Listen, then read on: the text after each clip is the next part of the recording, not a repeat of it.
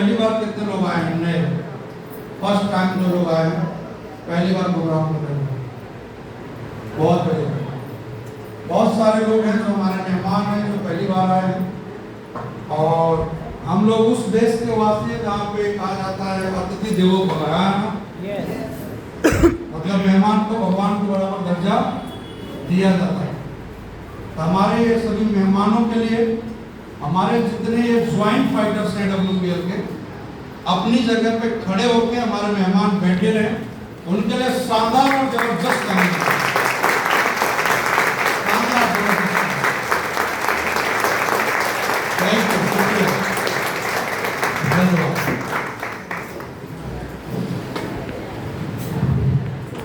ये पिछले तकरीबन 1-1.5 घंटे से आप लोग इस हाल में होंगे।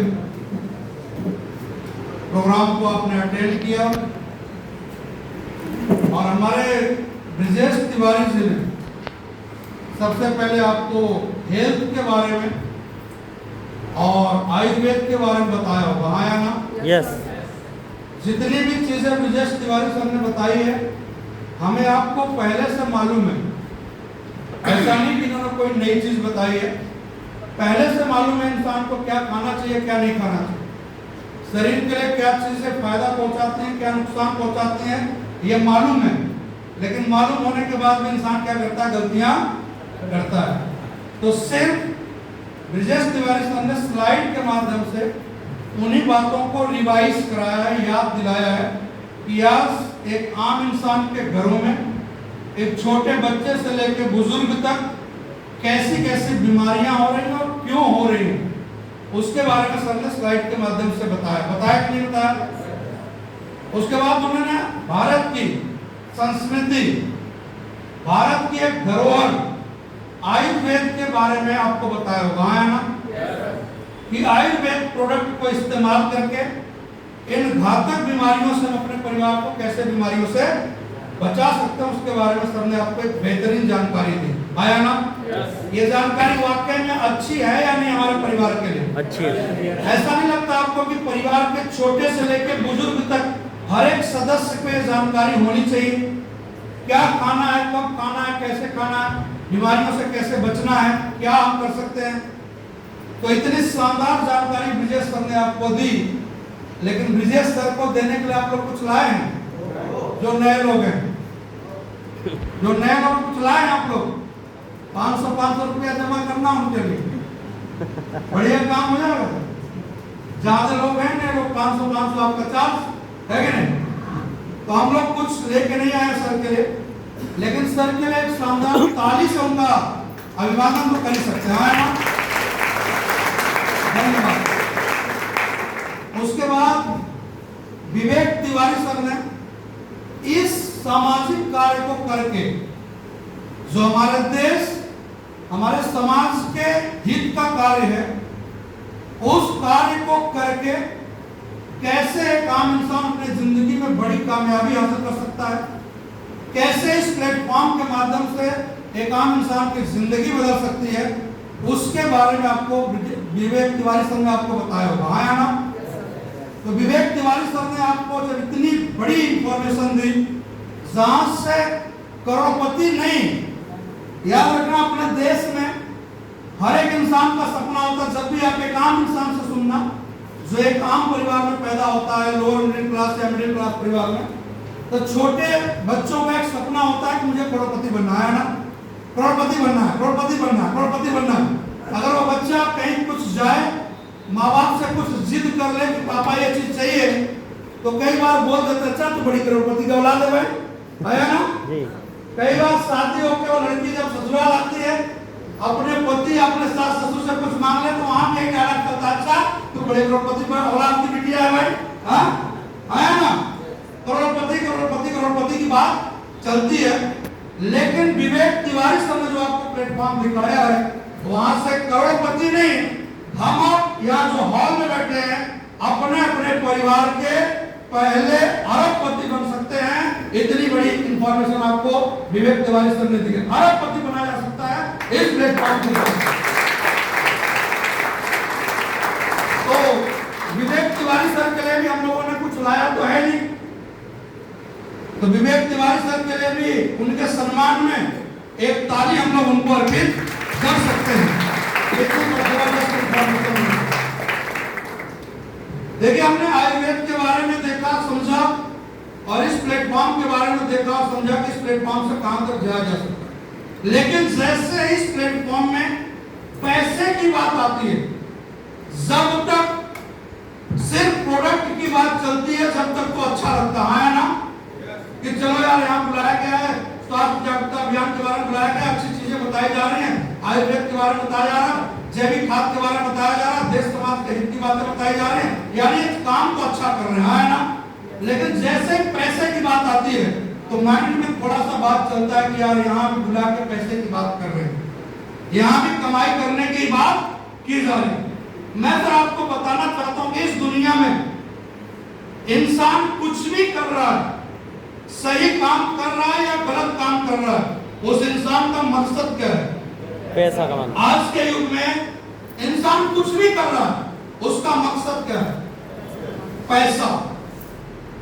पैसा एक मकसद है, क्योंकि सबको मालूम है कि इस दुनिया में आप अच्छे से अच्छा काम भी करने जाए, समाज का, अपने लोगों का हित करने जाए, वहां भी आपके हाथ में पैसा होना चाहिए। अब आपके पास पैसा नहीं है तो क्या हम किसी की मदद कर सकते हैं? कुछ कर सकते हैं किसी के लिए? कोई सहायता कर सकते हैं? यानी परोपकार का काम करना है, धर्म का काम करना है, नेकी का काम करना है, तो वहां पे भी क्या चाहिए? पैसा चाहिए। तो पैसा कमाने के लिए आज मार्केट में कैसे कैसे लोग काम कर रहे हैं, और हमारे लोग जो आपको मंच से बता रहे थे कि मैंने 15 लाख रुपए कमाए, मैंने 20 लाख रुपए कमाए, मैंने 25 लाख रुपए कमाए, मैंने 12 लाख रुपए कमाए, मैं कार से चलता हूं, ये लोग कौन सा काम करके पैसा कमा रहे हैं और मार्केट में लोग कौन सा काम करके पैसा कमा रहे हैं? अगर आपको लगे कि ये जो हमारे लोग हैं ये काम अच्छा कर रहे हैं तो आपका साथ चाहिए, क्योंकि अच्छे काम में अच्छे लोग हमेशा साथ देते हैं, हाँ या ना?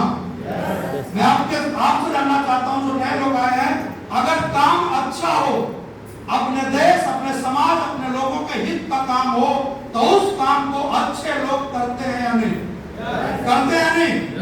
अगर ये काम अच्छा है तो आपका साथ चाहिए, अगर ये काम हम लोग गलत कर रहे हैं तो आप बता के जाना, इस काम को हम लोग भी नहीं करेंगे, क्योंकि गलत काम करके पैसा कमाना अपना भी मकसद नहीं है, कि गलत काम करके पैसा हम लोग भी नहीं कमाना चाहते। अब मार्केट में देखिए सर, पैसा कमाने के लोग क्या काम कर रहे हैं।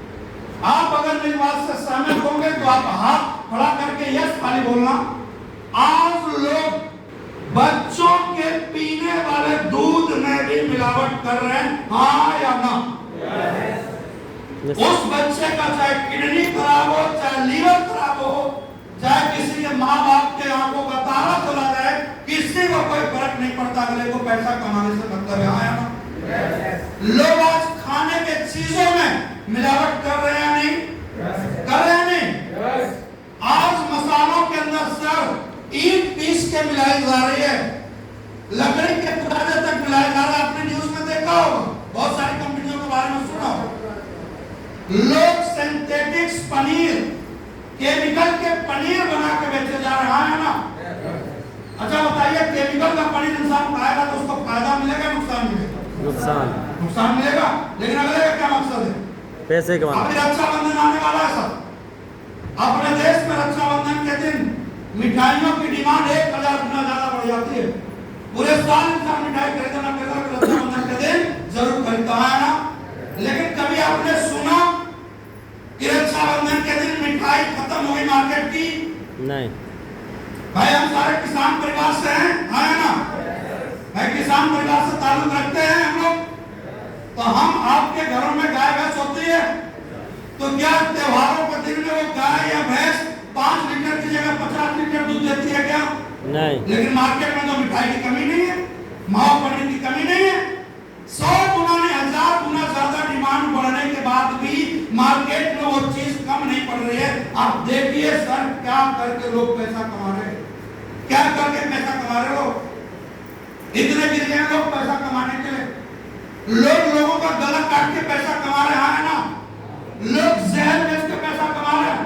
आज देंगे न्यूज़पेपर में कि भाई फलाने राज्य के अंदर इतने करोड़ की हीरोइन पकड़ी गई, ड्रग्स पकड़ी गई। हाँ है ना सर, ड्रग्स क्या होता है मालूम है? माँ बाप के सामने उसका जीता जाता है, घर उजड़ जाता है साहब ड्रग्स के नशे फंस के। और लोगों का मकसद क्या है? पैसा कमाने से कोई फर्क नहीं पड़ता, दुनिया मरे चाहे जिए, पैसा चाहिए।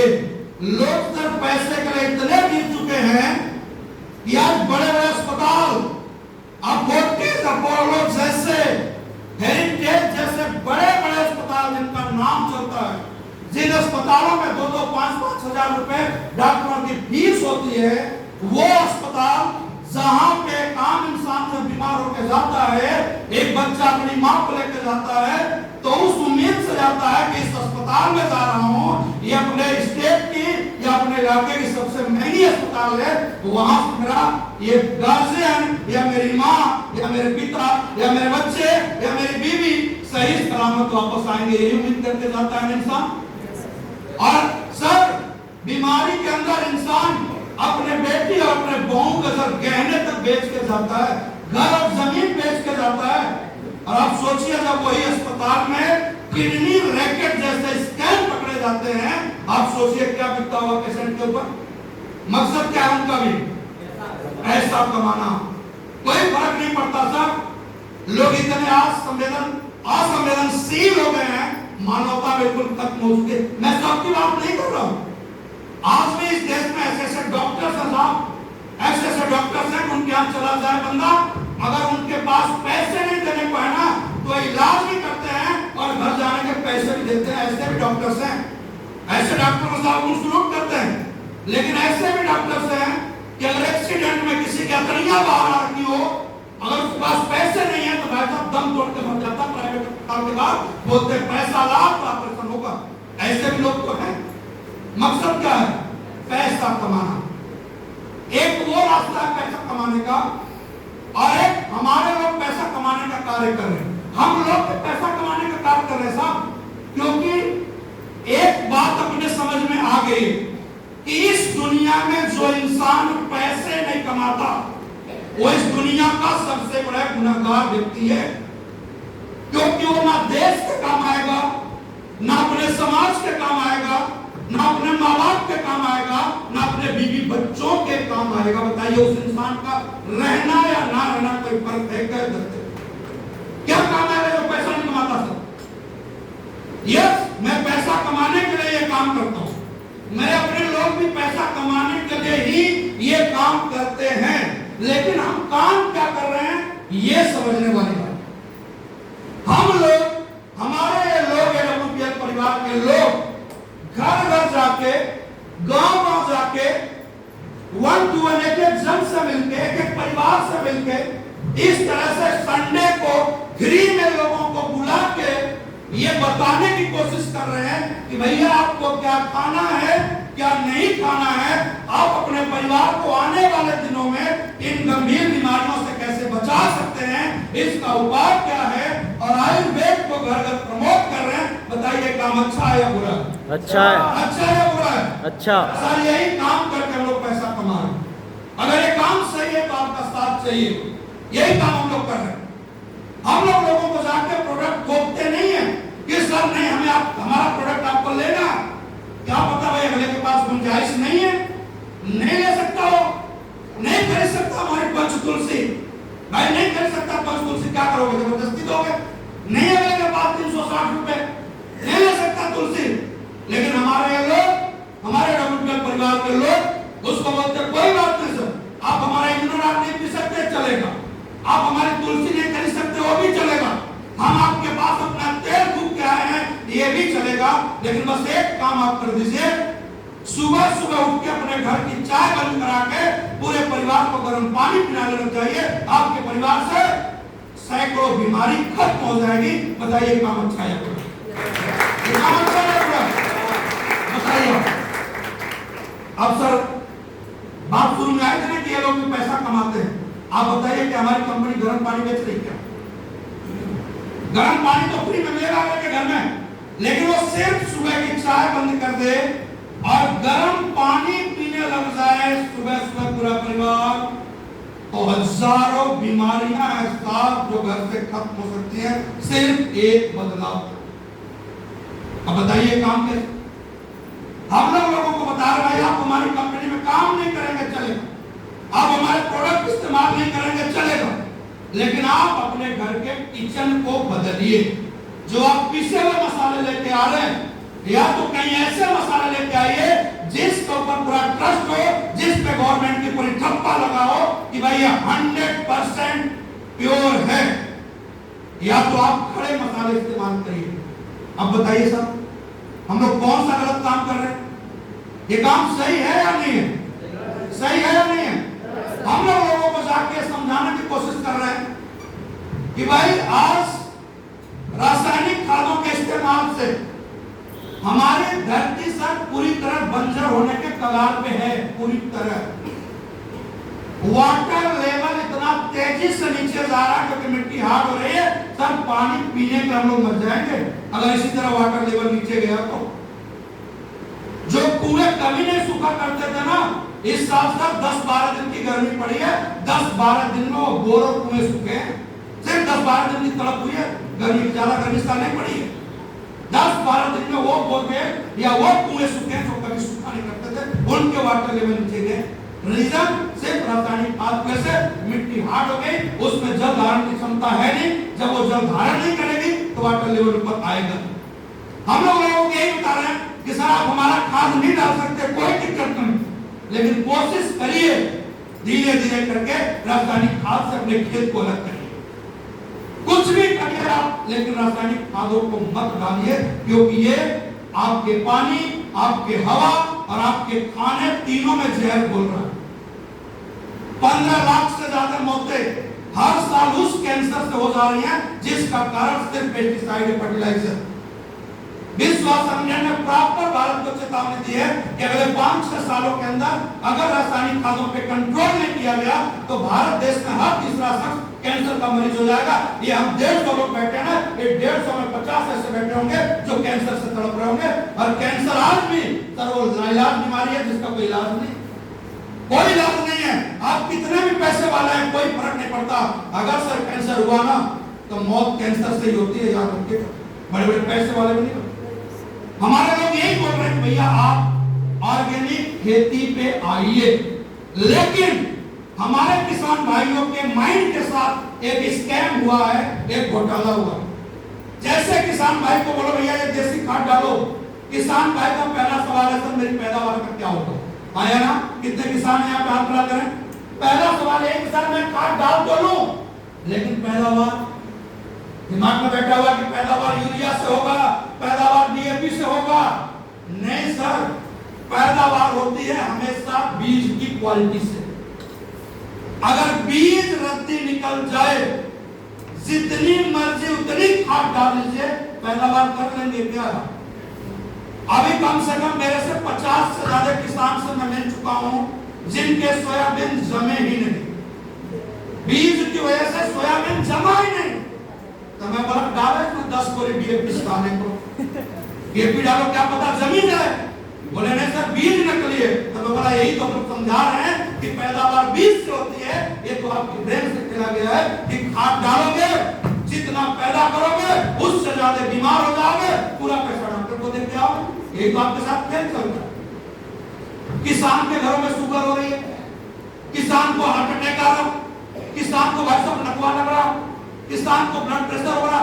जो आदमी सुबह उठ के पैदल कर रहा है उसको शुगर हो रही। क्यों हो रही?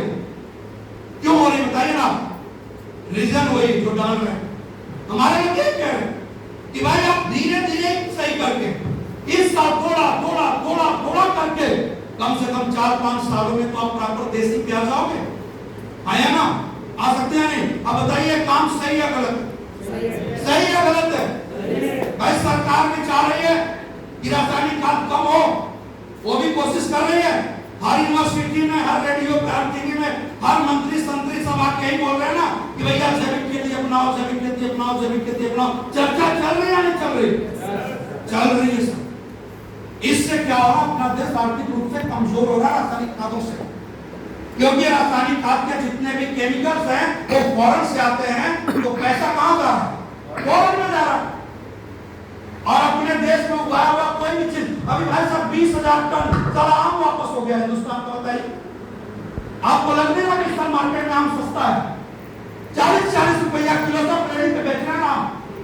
जो आम 100 रुपया 80 रुपया किलो हुआ करता था, 35 रुपया 40 रुपया बुला के दे रहे। अब बताइए 35-40 रेडी वाला दे रहा, तो किसान को क्या मिल रहा होगा? 15 रुपया किलो। सर मजदूरी नहीं निकल रही होगी, मजदूरी नहीं निकल रही होगी।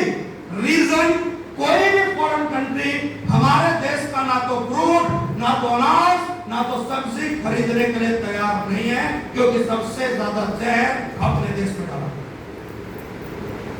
अब हम जिद करें सरकार से, हम जाकर रोड जाम करें, हम जाकर भाई साहब टमाटर की ट्रॉली उधेल दें, हम आलू की ट्रॉली उधेल दें, अरे भैया ट्रॉली उधेलने से रेट नहीं बढ़ेगा ना। आपके प्रोडक्ट की मार्केट में जब डिमांड बढ़ेगी, रेट अपने आप आसमान छुएंगे। और डिमांड तब बढ़ेगी जब आप फायदेमंद चीजें उगाओगे तब। यही तो हम लोग कर रहे हैं, यही काम हम लोग कर रहे हैं, यही काम करके हमारे लोग पैसा कमा रहे हैं। मैं जो आज नए लोग आए हैं उनसे पूछना चाहता हूं कि अगर इस तरह का काम आपको करने का मौका मिले तो करना चाहिए, हाँ या ना? हाँ या ना? जहां से लोगों का पहले भला है अपना बाद में, पहले किसका भला है? लोगों का। अब देखिए, आपको नहीं लगता सर आज मार्केट के अंदर, आज मार्केट के अंदर, आपके घर में, आपके समाज में, आपके अपनों में, अभी कल की बात है सर, मैं एक अधिकारी के घर में था, जहां रिटायरमेंट होने के बाद साहब 1 लाख के ऊपर पेंशन है। घर वाले बोल रहे हैं सर कुछ भी करिए, पिताजी को ऐसी दवा दीजिए ये सही सलामत रहे, क्योंकि ये घर की 2 नौकरी के बराबर है। और साहब को थायराइड की भी टिकिया चल रही है, हार्ट की भी चल रही है, बीपी की भी चल रही है, शुगर की भी चल रही है। बताओ सर, आप बताओ, यानी अगले के पास 1 लाख से ज्यादा पेंशन आ रहा है, करोड़ों का मकान खड़ा है, पैसे की कोई कमी नहीं है, उसके बाद भी उन बीमारियों के साथ इंसान तड़प तड़प जीने के लिए मजबूर है। पैसा होने के बाद भी पैसे की कमी नहीं है, जिसको 1 लाख पेंशन आ रहा है, की कमी भैया? कोई कमी का जिसको 1 लाख के ऊपर पेंशन आ रही, पेंशन। यानी पैसे के बाद भी इंसान उन बीमारियों से जूझ के जीने के लिए मजबूर है। हमारे लोग यही कह रहे हैं कि भैया लोगों को अब बीमारियों के साथ जीने नहीं देंगे, अब नहीं तड़पना पड़ेगा इंसान को कि यार पैसा है, मार्केट में जा रहे, दिल कर रहा रसगुल्ला खाने का, लेकिन भाई साहब डायबिटीज के पेशेंट है, हम बोल रहे हमारा डाइगोडा पियो, दबा कर रसगुल्ले खाओ, कोई दिक्कत नहीं, दबा कर खाओ। हम लोग अब किसी घर को भाई साहब मायूस नहीं देख सकते यार। ऐसे ऐसे घर में जाते हैं जहाँ पे यार एक माँ जब अपने बच्चे के बारे में बात करती है कि बेटा इसको इंसुलिन लग रहे हैं, 4-4 टाइम 15-15 यूनिट के इंजेक्शन लग रहे हैं। सर आप मुझे बताइए इंजेक्शन चुभाने से दर्द होता है या नहीं? किस किस को नहीं होता, आज उसको चुभा ही देता हूँ। कोई ऐसा है जिसको इंजेक्शन का दर्द नहीं होता? इंजेक्शन के दर्द होते हैं या नहीं? और उस 8 साल के बच्चे से जाके पूछिए जिसकी माँ जब किसी डॉक्टर के पास इंजेक्शन लगाने जाती है ना माँ साहब, माँ को इतना भी दर्द अपने बच्चे का नहीं देखा जाता, आंखें बंद कर लेती है। हाँ या ना? कितने लोग सहमत हैं?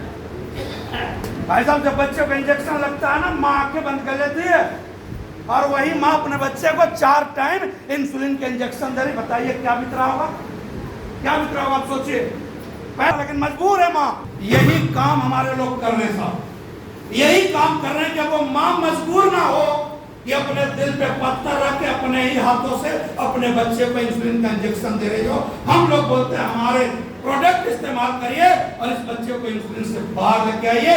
ये काम अच्छा है बुरा? मैं आपसे अच्छा बुरा सर? अच्छा। अगर अच्छा है तो आपका साथ है, लेकिन अच्छा काम करने के लिए भी डिसीजन लेना पड़ता है या ना? काम करने की डिसीजन यानी फैसला तो लेना। भाई आप घर से यहाँ आने का फैसला लिए तभी तो आए, नहीं तो हम लोगों ने तो हजारों लोगों को बुलाया, सारे क्यों नहीं आए? क्योंकि सारे यहां आने का फैसला नहीं ले पाए। तो काम सही है, लेकिन इसके लिए भी आपको फैसला लेना पड़ेगा, डिसीजन लेना पड़ेगा। लेकिन हम आप उस परिवार में पले बड़े लोग हैं, उस माहौल में पले बड़े लोग हैं कि जब भी कोई डिसीजन लेने की बारी आती है, जब भी कोई फैसला लेने की बारी आती है, तो डर लगता है। कितने लोग सहमत हैं हमारी बात से? यस। कुछ भी करना हो, अरे यार हम लोग तो इतना डरते हैं कि अपने बच्चे में काबिलियत होने के बाद भी बच्चा बोल रहा मुझे नीट करना है, मुझे कोटा जाना है, तो आराम दूसरे से पूछने हैं कोटा फीस में आया ना। जिसको पढ़ना है वो बोल रहा मुझे कोटा जाना है, फिर भी हम डिसीजन किससे ले रहे हैं? दूसरे से। बेटी बोल रही कोटा जाना है, बन जाएगी मेरी बेटी डॉक्टर, बन जाएगा मेरा बेटा डॉक्टर, हाँ या ना। सब डिसीजन लेने की बारी आती है, तब हमारे आपके अंदर एक डर आता है। और पहला डर आता है नेगेटिव, कि मैं ये डिसीजन लूं, अगर नहीं हुआ तो पहला आता है कि नहीं आता? आपके समझ में आता है भाई काम अच्छा है, मैं कर तो लूं, आपकी कंपनी को ज्वाइन कर तो लूं, 15-16 हजार रुपए लगा तो दूं, लेकिन अगर काम नहीं चला तो किन किन के माइंड में विचार आ रहे हो?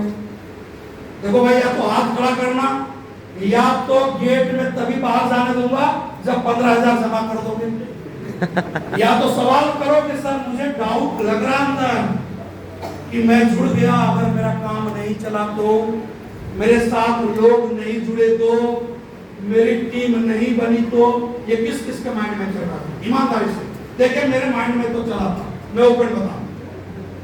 मैंने जब आपके माइंड में क्या चल रहा मुझे नहीं पता, लेकिन जब मैंने पहली बार प्रोग्राम देखा था, माइंड में पहला विचार यही आया था, मेरी माता जी को साइटिका था, मेरे कंधे में चोट लगी हुई थी, सेना में कुश्ती खेलता। तो मैंने सर को बोला, सर मैं आपका प्रोडक्ट लेने के लिए तैयार हूं, लेकिन अगर मेरी मां ठीक नहीं हुई, मेरा कंधा ठीक नहीं हुआ तो। मैंने तो सवाल किया, आप मत करो, मैंने किया। तो उन्होंने बोला, सर डॉक्टर ने क्या बोला है? तो मैं बोला, सर मेरे कंधे के लिए ऑपरेशन बोला है, और मेरी माता जी को भी कमर का ऑपरेशन बोला है। तो सर ने बोला, सर ऑपरेशन क्या करोगे, करवाओगे? मैं बोला, सर जब ठीक नहीं हुआ तो मजबूरी में करवाएंगे, करवाना तो पड़ेगा, दर्द लेकर पूरी जिंदगी थोड़ी सी आ जाए। तो सर ने बोला, सर हम आपको ये गारंटी नहीं दे रहे हैं कि आपका कंधा और आपके माँ के कमर का प्रॉब्लम ठीक हो जाएगा, गारंटी नहीं दे रहे, क्योंकि हम इंसान हैं, गारंटी सिर्फ भगवान देता है, इंसान कभी गारंटी देता नहीं। तो सर ने बोला, हम गारंटी नहीं दे रहे, लेकिन एक बात आप सोच के बताइए कि 15-20 हजार की बात है, 15-20 हजार रुपए के दवा अगर आप दोनों खा लेते हैं माँ बेटे, अगर मान लेते हैं सर ठीक नहीं हुए, तो जो लाखों रुपया ऑपरेशन में लगना है, तो 15-20 दिन या महीने 2 महीने बाद जाके ऑपरेशन करा लेना, क्योंकि जब लाखों लगा सकते हो तो 15-20 हजार और सही, क्या फर्क पड़ेगा 15-20 हजार, ऑपरेशन तो करा नहीं है। लेकिन सर ने बोला कि सर 1% पॉजिटिव लेके देखिए, अगर आपका कंधा और आपके माँ की कमर दोनों ठीक हो गई तो। मैं बोला, सर मजा आ जाएगा, पहले तो ऑपरेशन से बच जाएंगे, रिस्क से बच जाएंगे, क्योंकि हमने देखा है कमर के ऑपरेशन में कुछ लोगों को कि पूरी जिंदगी व्हील चेयर पे बीत गई है। तो सर ने बोला, सर माँ ऑपरेशन से बचेगी, माँ दर्द से बचेगी, रिस्क से बचेगी। और मैंने सर लेके हिम्मत करके स्टार्ट किया, आपके सामने खड़ा हूं, महा रेजिमेंट सेंटर यहीं पे है, जाकर सेंटर में पता करिएगा। जनवरी 2013 में मैं जब सागर आया था, तो मेरा कंधा इस तरह से बेल्ट में रहता था, यहाँ बेल्ट लगा रहता। तो मैं आपको सदर में कई सारे लोग मिला सकता हूं जिन्होंने मुझे इस कंडीशन में देखा, ऐसे रहता था, ऐसे रहता था। सिर्फ रात को सोते समय इस हाथ को निकाल के शरीर के बराबर में एक तकिया रखा जाता था, उस पर रखा जाता था। जनवरी 2010 में मेरा बच्चा पैदा हुआ था, और अक्टूबर 2010 में चोट लगी, उसके बाद सर हमने कभी बच्चे को अपने गोद में उठा नहीं पाए, क्योंकि जिसका हाथ ऐसे है वो गोद में उठाएगा। लेकिन सर 47वें दिन इसी हाथ से मैं सेना के अंदर रस्सा चढ़ने लगा था। आज आपके साथ खड़ा हूं भाई साहब, जाना एमएच में भी रिकॉर्ड मिल जाएगा, क्योंकि ये हमारे एमसी के बेटे हैं। सर रिकॉर्ड मिल जाएगा कि नहीं मिल जाएगा? मैं A3 था, परमानेंट रिकॉर्ड मिलेगा नहीं मिलेगा? पक्का मिलेगा ना? जब तक जिंदा रहेंगे तब तक भी रिकॉर्ड मिलेगा, और ना रहने के बाद भी मिलेगा कि यस तेज बहादुर का कंधा इस कंडीशन में था। आज आपके सामने कुछ भी करा, कुछ भी करा, कुछ भी करा, कुछ भी। जो मां सर इस तरह से मेरी मां चलती थी, इतना पैर में नहीं उठता था। आज तक कम से कम अपने से नहा ले रही है, अपने से धो ले रही है, जरूरत पड़े तो अपने लिए 2 रोटी भी चूल्हे की बना ले रही। बताइए अब, सर ने ही बोला था सर अगर ठीक हो गई मां तो बोला सर बस स्टार्ट करते हैं। तो भैया हम आपको गारंटी नहीं दे रहे कि हमारे प्रोडक्ट से आप ठीक हो जाओगे, क्योंकि गारंटी कौन देता है? ऊपर वाला। बस ऊपर वाले के नाम लेके अगर आप शुरुआत करते हैं, नियत अगर अच्छी है तो ऊपर वाला भी साथ देगा, क्योंकि वो भी दर्द देना नहीं चाहता। दूसरा सवाल मैंने किया सर से कि सर मैं काम की शुरुआत तो कर लूं, लेकिन मैं फौज में हूं, मेरे पास टाइम नहीं है, मैं कहां किसी को जोड़ने जाऊंगा, कहां किसी को प्लान समझाने जाऊंगा, कहां मीटिंग में जाऊंगा? अगर मैं फेल हो गया तो, काम नहीं चला तो सर ने एक सवाल किया कि सर मैं आपको फौज की नौकरी छोड़ने के लिए नहीं बोल रहा हूं, मैं आपको AWPL में शुरुआत करने के लिए बोल रहा हूं, फौज की नौकरी छोड़ने के लिए नहीं बोल रहा। तो सर ने एक सवाल किया कि सर आप फौज में हैं, आपके बच्चे कहां पढ़ते हैं? मौला सर बस पढ़ते हैं, फौजी आदमी नॉर्मल स्कूल में पढ़ा था, हमने पढ़ा। कौन सी गाड़ी इस्तेमाल करते हैं? मौला सर मोटरसाइकिल है। कहां रहते हैं? मौला सदर में रहता हूं, 8x8 के 2 कमरे हैं, 2500 रुपए किराया देता हूं, वहां रहता हूं। तो सर ने बोला सर अगर 15-16 हजार रुपए लगा कर आपने शुरुआत कर दी तो जो जिंदगी आप जी रहे हैं उसमें क्या दिक्कत आ सकती है? क्या जिस स्कूल में आपके बच्चे पढ़ रहे हैं क्या वो स्कूल खाली करना पड़ेगा? आप बताइए मुझे, क्या जवाब देना चाहिए? क्या 15-20 हजार रुपयों की वजह से मुझे मेरे बच्चों को स्कूल से निकाल दिया जाएगा? नहीं। सर ने ये बोला कि सर 15-20 हजार रुपयों के कारण क्या आपको वो जो 8x8 का घर है किराए का वो खाली करना पड़ेगा? मैं बोला नहीं। सही बोला मैंने? मैं आप लोगों से पूछ रहा हूं, मैंने सही जवाब दिया? Yes sir. सही दिया या नहीं दिया? यस। सर ने एक बात बोला कि सर मोटरसाइकिल पे हो, 15-20 हजार रुपये लगा कर शुरुआत कर रहे हो, तो क्या मोटरसाइकिल से नीचे आ जाओगे? तो मैं बोला नहीं। सही दिया जवाब या गलत? सही। कोई फर्क नहीं पड़ेगा। सर ने एक ही चीज बोला, सर जिस स्कूल में बच्चे हैं उसी स्कूल में रहेंगे, जो जिंदगी आप जी रहे हैं वही जिंदगी रहेगी, जो कोचिंग है वही कोचिंग रहेगी, जो 2 व्हीलर बाइक है वही बाइक रहेगी। मैं बोला यस सर वही है। लेकिन सर ने बोला सर भगवान को मानते हो? बोला यस। बोले जिस भी धर्म को मानते हो, ऊपर वाले को मानते हो? बोला यस सर मानते। हम तो फौजी और ज्यादा मानते हैं, क्योंकि पहाड़ों पे, जंगल में, झाड़ियों में, बर्फ में भगवान का अलावा होता ही कौन है अपने साथ? ऊपर वाले के अलावा है कौन फौजी का सहारा? है कि नहीं? आए का सहारा श्याम हमारा, तो फौजियों का सहारा तो ही है। तो बोला सर तो मानते। तो सर बोला बस उसी का नाम लेकर शुरुआत करिए। 99% मान के चलिए कि आप फेल हो जाएंगे, कोई फर्क नहीं पड़ेगा, लेकिन 1% मान के चलिए अगर कामयाब हो गए तो जैसा प्लान दिखाया जा रहा है अगर वैसा आपके साथ हो गया तो, जैसे बताया जा रहा वैसे टीम बन गई तो, मैं बोला सर मजा आ गया। सर ने बोला सर जिस घर में रह रहे हो उससे बढ़िया घर में आ जाओ, जिस गाड़ी पे हो वो गाड़ी बदल जाएगी, जिस स्कूल में बच्चे हैं वो स्कूल बदल जाएगा, जिस ट्यूशन में बच्चे जाते हैं वो ट्यूशन बदल जाएगा। और सर सच बताऊं सेम वही हुआ जो सर ने बोला था। आज मेरे बच्चे दिल्ली पब्लिक स्कूल में जाते हैं, स्कूल बदला या नहीं बदला? आकाश जैसे कोचिंग में जाते हैं, कोचिंग बदली या नहीं बदली? 8x8 के कमरे में था, आज सागर स्ट्रीट में भाई साहब पूरा एक बंगला में वो घर बदला या नहीं बदला? बाइक पे था, आज 2-2 कार का मालिक हूं, जिसमें एक 60 लाख की ओडी है और एक ब्रेजा भी है। बताइए बदला? बदला या नहीं बदला? अगर शुरुआत नहीं किया होता तो नहीं बदलता। शुरुआत नहीं किया होता तो गर्मी के छुट्टियों में सोचा करते थे मैडम के पास बैठ के, इस बार कहाँ चले, तेरे घर या मेरे घर? क्योंकि भाई एक आम इंसान कहाँ जाता गर्मी की छुट्टी मनाने? या तो बच्चों को लेकर उनके मामा क्या पहुंचाएगा, या तो दादा दादी क्या पहुंचाएगा। एक शुरुआत करने का नतीजा है कि आज गर्मियों में सोचा जाता है कि शिमला जाएं, मनाली जाएं, कहाँ जाएं। सिर्फ एक शुरुआत करने का नतीजा, और वही शुरुआत आपको आज करनी है, वही शुरुआत आपको करनी है। अगर आपको लगता है कि ये काम वाकई में सही है तो सही है, तो आप शुरुआत करने के लिए हो सकता है कि आप 15-16 हजार रुपए लेके ना आए, क्योंकि मैं हर चीज अपने को समझ के आपको बात कर रहा हूं। जब मैंने शुरुआत की थी मेरे अकाउंट में 3,500 रुपया था। अगर अगला जिद कर लेता कि नहीं आज ही 16,000 देने हैं, तो क्या मैं इस बिजनेस में होता? 3,500 रुपया था, लगने 16,000 का होता क्या?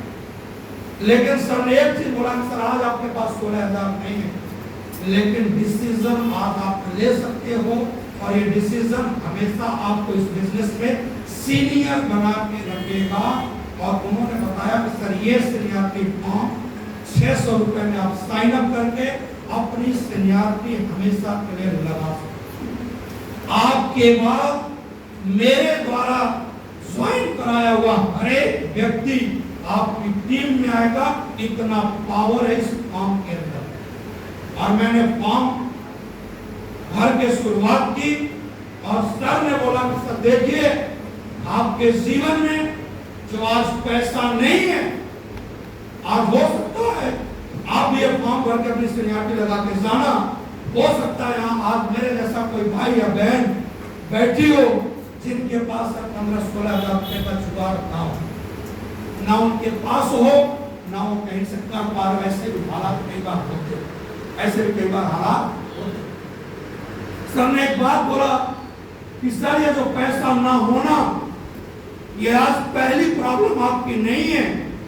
अगर आज आपके पास 15-16 हजार रुपए सरकारी नौकरी करने के बाद आपके खाते में नहीं है, तो ये मान के चलिए, मेरी बात बुरा नहीं मानिएगा, आपके पापा के पास भी पैसा नहीं रहा होगा। वो भी कोई करोड़पति अरबपति नहीं थे, अगर वो होते तो आज आपके पास पैसा होता। अगर आपके पापा के पास नहीं था, तो मान के चलिए कि आपके दादा के पास भी नहीं रहा होगा। अगर आपके दादाजी के पास नहीं रहा होगा, तो आपके परदादा जी के पास भी नहीं रहा होगा, क्योंकि अगर होता उनके पास तो आज आपके पास विरासत तो होती जरूर।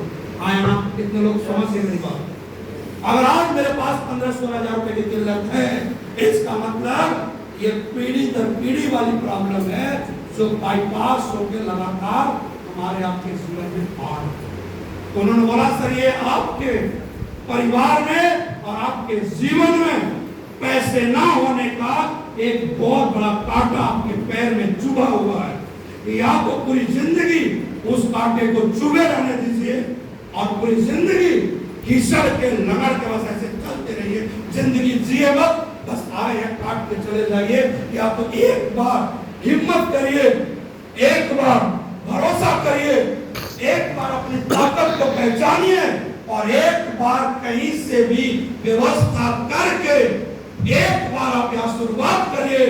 मैं आपके साथ खड़ा हूँ, जान लगा देंगे और आपके खानदान से गरीबी मिटा देंगे। और सर मैंने तीन मेरे दोस्तों से जब मैंने पैसे मांगे थे तब मेरे पास 16,000 रुपए। लेकिन वो दिन है और आज का दिन है सर, हमने अपने आप से वादा किया था कि खानदान से पैसे की किल्लत हमेशा के लिए मिटा। सर आज एक फौजी बंदा यही हूं मैं, अकाउंट चेक करके जाना, चल पिछले 5-5.5 सालों के अंदर 1,22,00,000 रुपए से ज्यादा कमा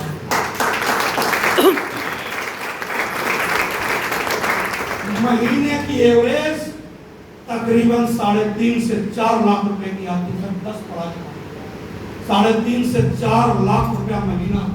आप सोचिए सर, जिसके घर में महीने के 3.5 से 4 लाख रुपए आते होंगे, क्या आज उसके घर में छोटी मोटी जरूरतों के लिए सोचना पड़ रहा होगा? नहीं।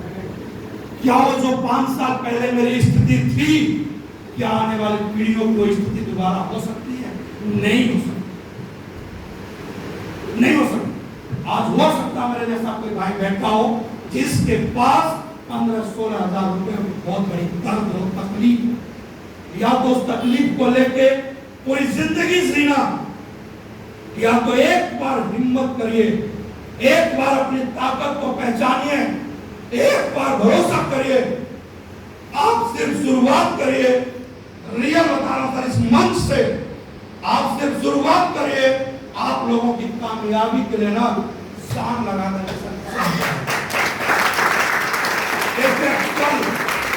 इस शरीर में खून का एक भी कतरा है ना, हुए कामयाब लोगों के लिए, क्योंकि हमने अपनी जिंदगी इस प्लेटफॉर्म को समर्पित कर दी।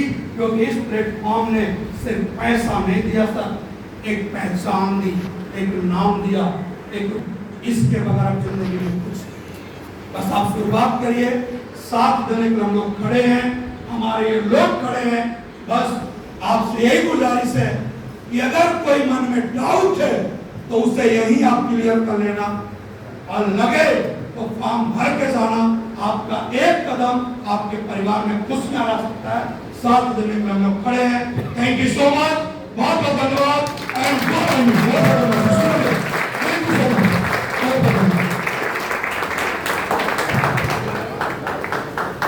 नाम के लिए जोड़ा ताली होनी चाहिए। कोई भी डाउट घर को लेके ना है, जिनने भी आपको इनवाइट किया है।